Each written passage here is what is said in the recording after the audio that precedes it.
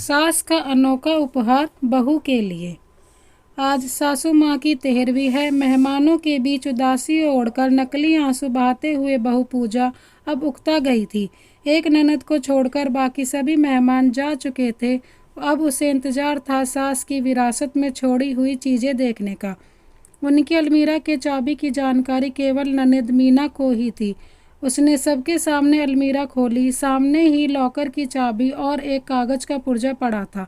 मीना ने माँ का लिखा हुआ संदेश पढ़ा। माँ ने अपने जेवर इकलौती पोती और बेटी के नाम किए थे। कैश रुपयों पर बेटे का अधिकार था। उनके सभी नए पुराने कपड़े गरीब महिलाओं में बांट दिए जाने का जिक्र था।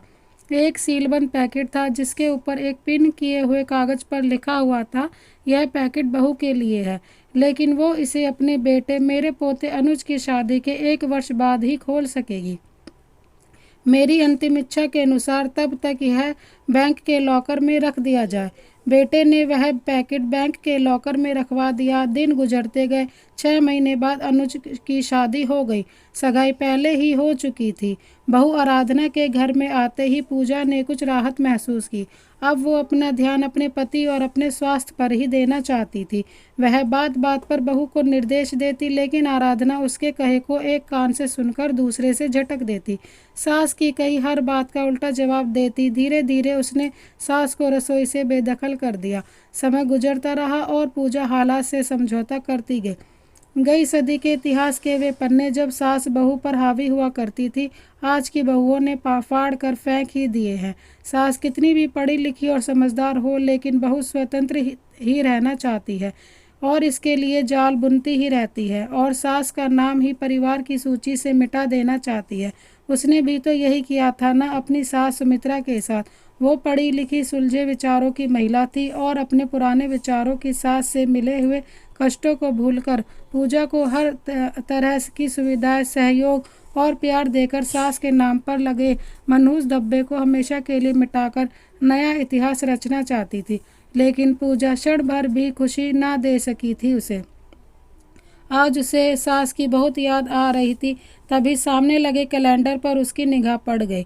2 दिन बाद ही बेटे बहू की शादी की पहली वर्षगांठ है। सास की वसीयत के अनुसार 1 साल पूरा हो चुका था।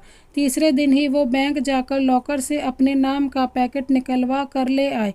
मन में उथल पुथल चल मची हुई थी कि आखिर उसे सास ने क्या दिया होगा।